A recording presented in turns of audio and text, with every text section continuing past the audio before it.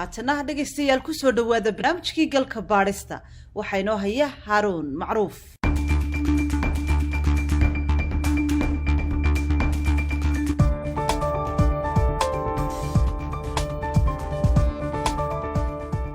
horraantii bishan ayay ahayd markii ra'iisul wasaaraha Itoobiya Abiy Ahmed uu ciidanka ku amray howlgal militari inay ka sameeyaan gobolka Tigray. ra'iisul wasaare Abiy Ahmed waxa uu howlgalkaasi sheegay inuu jawaab u yahay weerar uu sheegay in ciidanka Tigray ay ku qaadeen saldhig militari oo ay leeyihiin ciidamada federaalka. waxaana mas'uuliyiinta Itoobiya ay sheegeen oo kale in isla ciidankii ka soo jeeday gobolka Tigray ay qoryaha ku jeediyeen askartii ay sanadaha badan dhufayska ku wada jireen.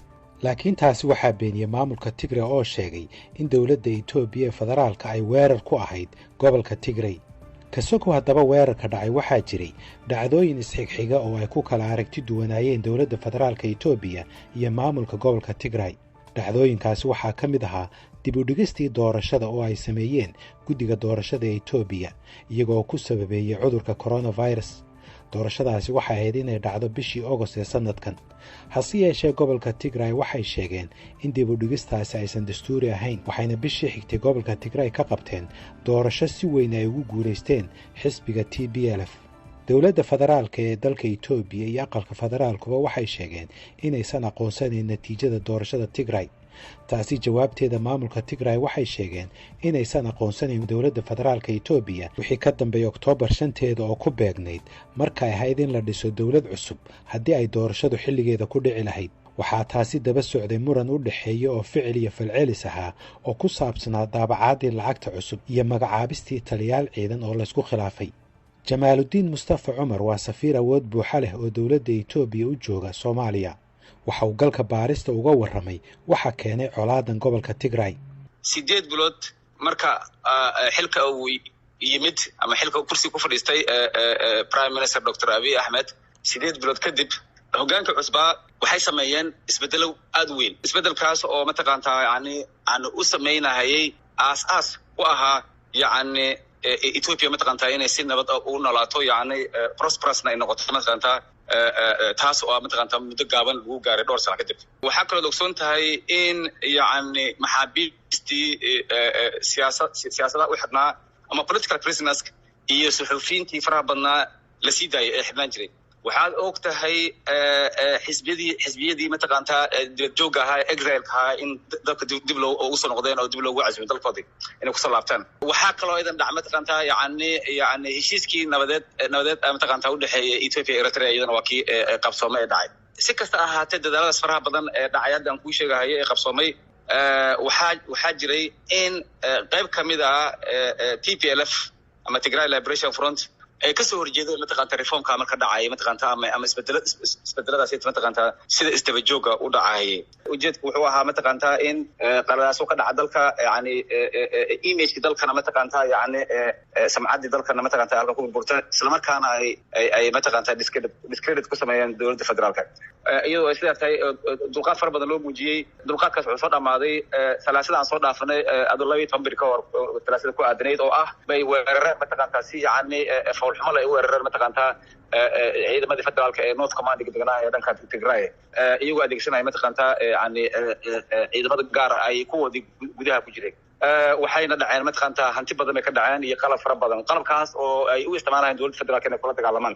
sida la wada ogsoon yahay waxa waaye dal caadi ah oo ogolanaya amnigiisa iyo nabadiisa mataqaantaa in sida loola dhaqmo ma jiro. duduub marka su-aashaani waxay ahayd marka taasaa base u ah dawladda Itoobiya waxay sameynaysaa wax kale ma waxa waaye hadda talaabada qaad waxa waaye sharciga iyo dastuurka sareyntiisa ayaa mataqaantaa la enforce gareynaya. mar alla marka ay dadkan waxaan geystay gacanta lagu dhigana way dhamaanaysaa maasanta. marka tallaabo military maxalka kaliya ee arrintan lagu dhamayn karo miyaa wada hadal miyaan loo baahnayn iyo wada xaajood? dawladdu waa isku dayday dulqaad badan ay ka muujisay waa isku dayday. waxaad og tahay in culimadiinka diimaha kala duwan in ay dhowr jeer loo diray. waxaad ogtahay mataqaantaa oday dhaqameedyo fara badan in loo diray. labada sano u dambeysay oo waraasi 8 jeer ayaan dadka haddaan kuu sheegayay ay isku dayeen waana maradhal waxba ka imaan weyda. laakiin mas-uuliyiinta gobolka Tigray waxay dhinacooda sheegeen in iyaga lagu soo qaaday weerarka gulufkuna uu ku socdo ilaa haatan. Getachew Reda waa la taliyaha sare ee madaxweynaha gobolka Tigray sidoo kale waa afayeenka taliska dhexe ee maamulka Tigray. isagoo la hadlaya telefishinka ay xaruntiisu tahay magaalada Makalle ee lagu magacaabo Dimitsi Wayane waxa uu sheegay sidan.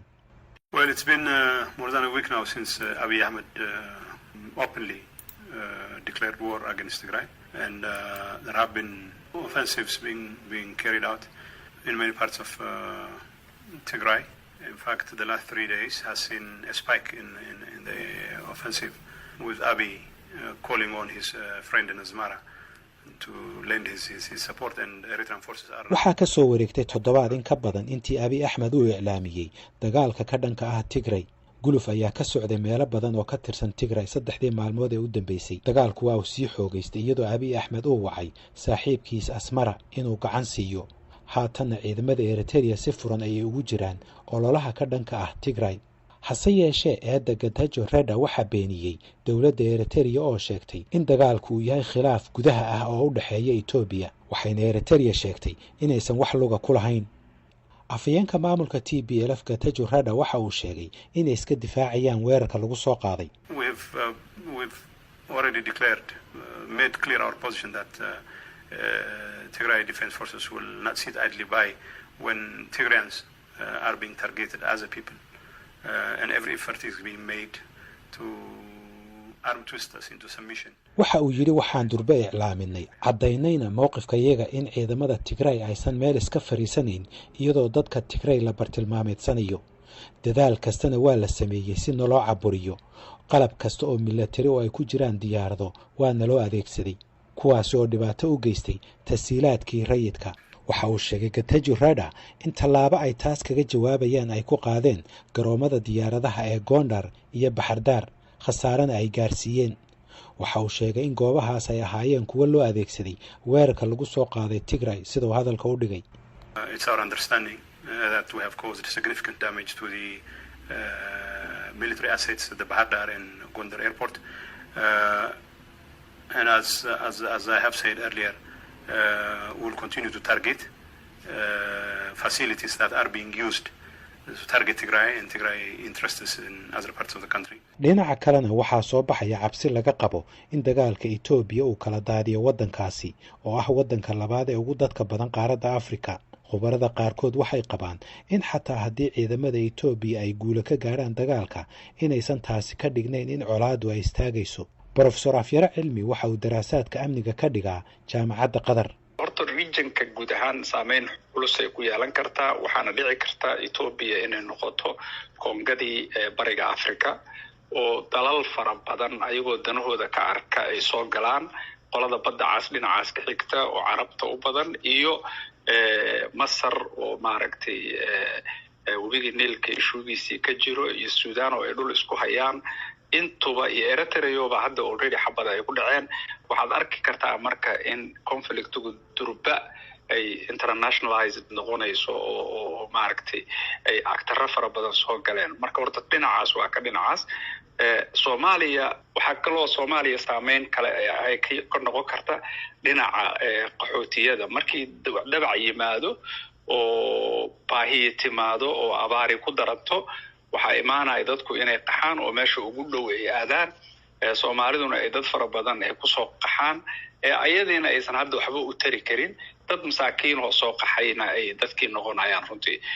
safiirka Ethiopia ee Soomaaliya Jamaaluddin Mustafa Umar waxa uu sheegay in xaaladda Ethiopia ay ka duwan tahay wadamo kale, waxaana uu diiday fikrad oranaysa in dagaalkan uu Ethiopia u horseedi doono burbur. contextiga Ethiopia horta ka duwan yahay contextiga kale. sababtoo ah waxay tahay tusaale gaaban aan ku siinayaa.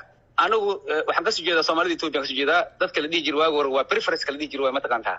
dadka la dhigi jiray preference waa Soomaalida waa Cafarta, Gambeelaha, Benishaguulka iyo dadka la midka. maanta dadkaasi dadka Ethiopian samid waa dadka mataqaantaa ku hanqaltaagahaya mataqaantaa Addis Ababa iyo xukunka dhexe mataqaantaa inay wax ku sadbursi weyn ku yeeshaan. marka Ethiopia waa isbedeshay. centerkii mataqaantaa waa ku hada daalay waay. dadkii preference laga cabsanaya waa dadka mataqaantaa u haltaagaya centerka inay mataqaantaa ku sirwaadaan ku xoogaysaa. marka inta kasta ko waxaan kuu sheegay talaabada hadda sharciga la wado horta muddo dheer ma qaadanaysa operations kan muddo gaaban lagu soo afgari doonaa.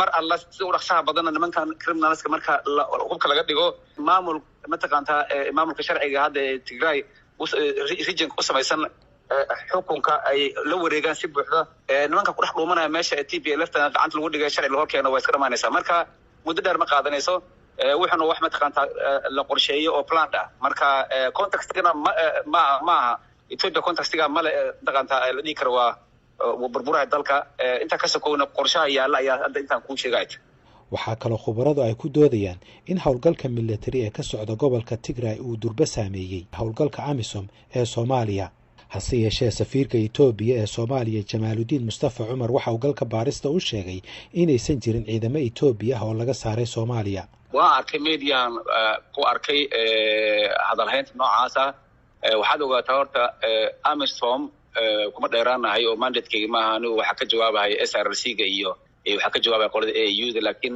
waxaan kaaga jawaabahay inaan AMISOM kaaga jawaabaya oo bilateral ku joogo marka waxay ogtahay bilateralka waxa loogu talagalay support waxay u yihiin ciidamada AMISOM iyo Ethiopia support u yihiin inta badan waxay u badan yihiin mataqaantaa Gedo Bay Bakool dila ku roon yahay Iran qaybtan hadda Kismaayo joogto inta badan waxay AMISOM u badan yihiin laakiin qaybna AMISOM waa leeyihiin marka aadna u badan yihiin marka loo fiiriyo AMISOM kale qayb yar oo anagu kama qaadato logisticska xagga saadka onsos nama siiso UN kana ma siiso hadda kuwa jooga mataqaantaa Gedo joogo doolo ay taana ka soo qaataan dhaqaaqooda marka ma istaagaan saddexdii bilood bootan way baxaan waa soo qaataan qaabkaas way naan AMISOM ka baxay dalkaan anigu ma jirto laakiin garamaay warkaas malaha ciidamo socdo oo ciidamada mataqaantaa diyaarada bixirka loogu keeno ma saadkooda ma waxa way ground iyo ku socdaan oo caadi oo they go out on and off marka ciidan aan ognahay oo laga saaray oo Ethiopia ku laabtay ma jirto la taliyaha madaxweynaha gobolka Tigray ahna afayeenka taliska dhexe ee Tigray Getachew Reda waxaa kale oo telefishinka Dhimitsi Wayana u sheegay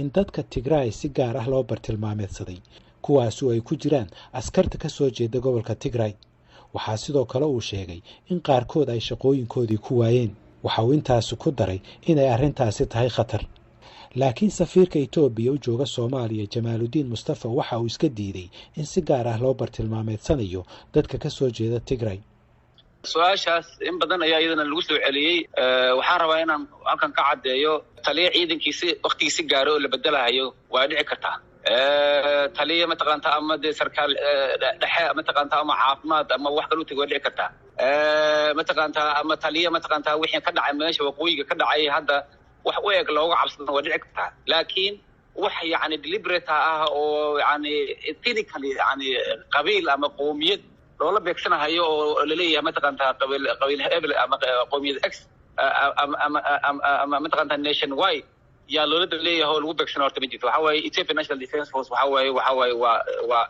waxa waaye pride of the country dalka يعني Ethiopia wuxuu ku faanaytaa marka uma maleynahay wax saa u balaaran oo plan ah oo balaaran oo Tigray loola beegsanayo oo from A to Z inuu jiro uma maleynahay laakiin waxaan anigu aan qirahayaa ciidanka in isbedelkiisu mar walba uu kala istaagin kuwa caafimaad ku baxaya aysan kala istaagin hal mataqaantaa oo adiga discipline ama id kale loo bedelahayay ay jiraan hal oo mataqaantaa iyaduna mataqaantaa amniga ciidanka looga cabsadana oo hadii jiraan iyaduna mataqaantaa qaabka lagu bedeli karo laakiin wax oo mataqaantaa laakiin oo ah yani wholesale ah oo dad gaar ah loola beegsanayo inay jiraan malinaya dowladda federaalka Itoobiya waxay sheegtay in howlgalkan uu ahaan doono mid kooban oo ka dhan ah xubno kooban oo ka tirsan ururka TPLF dhinaca kalena TPLF waxay sheegtay inuu howlgalkan yahay dagaal ka dhan ah ururka TPLF